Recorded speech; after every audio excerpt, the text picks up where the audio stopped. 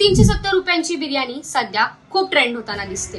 पण ही बिर्याणी कुठल्याही हॉटेलची नाही हा, तर ती आहे प्रणित मोरे यांच्या एका शोची. तर झालं असं, हिमांशू जांगरा यांनी 370 रुपयाच्या बिर्याणीवरून त्याच्या आयुष्यातील एक घटना सांगितली. ती घटना अनेकांना लाजिरवाणी आणि आक्षेपार्ह वाटली. पण ज्यावेळी ही घटना शो मध्ये सांगितली होती त्यावेळी तिथले लोक हसले. पण नंतर हीच व्हिडिओ जेव्हा सोशल मीडियावर व्हायरल झाली तेव्हा मात्र लोकांनी त्याला इतकं उचलून धरलं की हिमांशू जांगराचे सोशल मीडिया अकाउंट्स गेले, नोकरी गेली आणि त्याच्यावर मोठ्या प्रमाणात टीका होऊ लागली.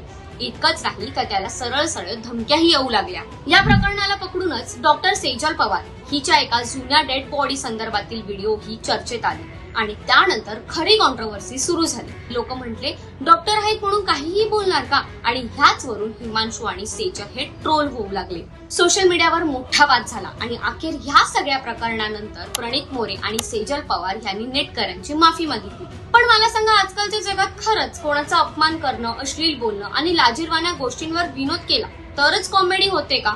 आपल्या महाराष्ट्रात अशोक सराफ, लक्ष्मीकांत बेर्डे, तर हिंदीमध्ये जॉनी लिव्हर, कपिल शर्मा आणि भारती सिंग यांच्यासारख्या कलाकारांनी वर्षानुवर्ष लोकांना खळखळून हसवले. पण त्यासाठी कोणाची भावना दुखावण्याची गरज पडली नव्हती.